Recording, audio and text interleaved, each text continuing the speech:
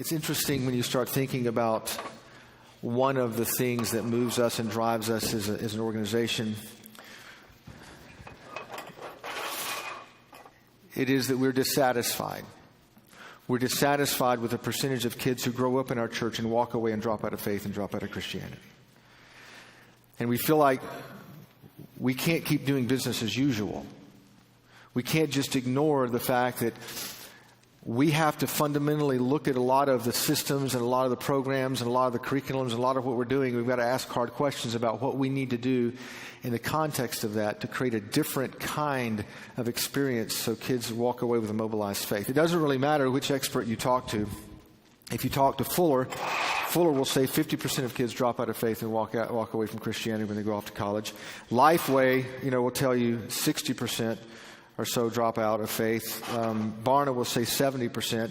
And you say, who's right? Whose stat is really more accurate? I don't know, and I really don't care. When it comes right down to it, there's about 50, at least percent, that we lose by simply kids walking away and being disillusioned. And last year, we spent the entire day talking about the dials that we need to turn and the insights that we need to somehow put back in place so that they don't walk away. But the thing that concerns me even more than all of that is not the percentage of kids who walk away and drop out of faith.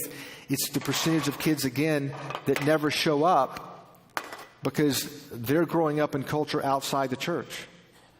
So as we recreate the model to keep the percentage of the 25% that are coming engaged with faith, we also have to think in terms about what kind of systems are we creating to build a different kind of ministry and to create a different kind of experience to reach the kids who are surrounding your church and surrounding your community and not going to church.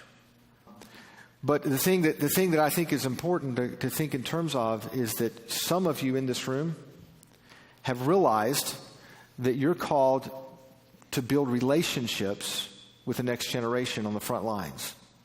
And you've bought into this idea, this notion, that it's not about the program, it's not about the attendance, it's not how many people show up to something, it's how are you organizing your ministry in such a way so that the relationships go down deep and so that you have people connected with caring adults. We've been working with a kid for the last couple of years. As a matter of fact, a year ago, this next week, she tried to take her own life in New York. She's a girl that we've been working with. She comes out of a sex trafficking environment, and for us, it's been a traumatic journey because, if you've ever worked with someone who's really been broken by a lot of awful things in their life, it's just sometimes it's difficult to figure out if you're helping, if you're hurting, what really works. And this last summer at Big Stuff Camps, I'd gotten off a phone call with her talking through some stuff that she was struggling with and dealing with. And I remember going to bed that night, and I just couldn't sleep. And I wrote this down because I just wanted to remind myself. I just wanted to remind myself why this is important. And I don't know if this will make sense to you, but this, at the core of why we show up to lean into you and to work with you and to talk with you at Leaders is this idea. And this is what I wrote down that night. I'm absolutely convinced that if every teenager had a place to belong and someone to believe in them, it could radically affect their faith and their future. I can't do that for every teenager. I can't even do it for very many. But I can do it for a few. Isn't there something fundamentally that says to you, this isn't about us having a better presentation, us having a better ability to communicate. At the core of this, there is a relationship that has to take place between a leader and a kid, or a leader and a teenager, and that relationship holds within it the key to the future and the faith of that kid. Not simply because we know the right answers, but because we understand that God wired us for relationships to do life together. We decided to do something really unusual about 8 or 9 months ago. We decided that the role the small group leader plays in the average church is so important and so significant that we were going to spend our time and spend our energy organizing ideas around what that would look like and what that means and what that would be, to such a degree that we decided several months ago, before we hit Orange Conference, before we hit tour, we wanted to take some time to talk to you about why it's important to recruit leaders who understand that it's not about doing ministry to the multitude of the masses, but it's about doing ministry to a handful of people if we're going to change the stat that we feel like exists and indicates that so many are walking away and dropping out of faith. And it fundamentally, comes down to this one issue. And I hope you'll understand and agree with this, that what you do for a few will always have more impact than what you do for many.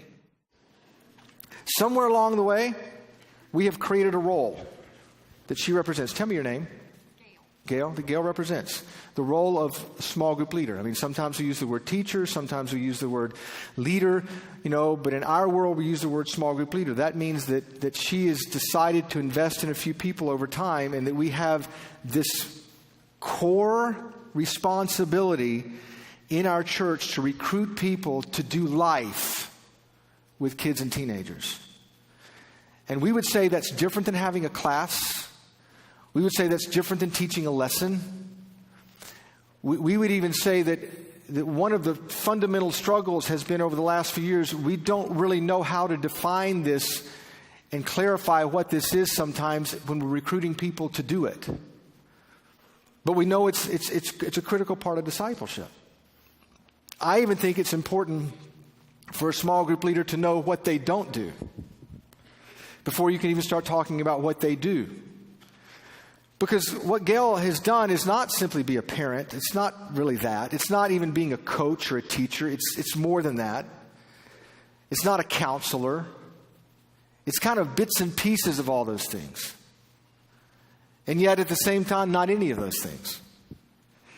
And if I were to define this for you in a way where we could talk about it with all of our churches and all of our leaders and everywhere, I would say this about a small group leader. A small group leader is simply someone who's made a choice to invest strategically in the lives of a few over time so you can help build an authentic faith. To do something for a few, don't miss this, that you can't do for many. There's an irreducible minimum that you have to understand and recognize that you're able to accomplish certain things with, that if you get beyond that, if it gets to a certain size, if it gets too many, you can't accomplish the same kind of thing you can with a few. So in your church and in my church and in our organizations, if we're effective and if we're strategic, what we're going to do is we're going to reorganize all the time to reduce it down to the few that we can do ministry with and disciple with effectively. Because if we let it get too big, if we let it grow too large in the context of relationships, it limits our potential to build authentic faith.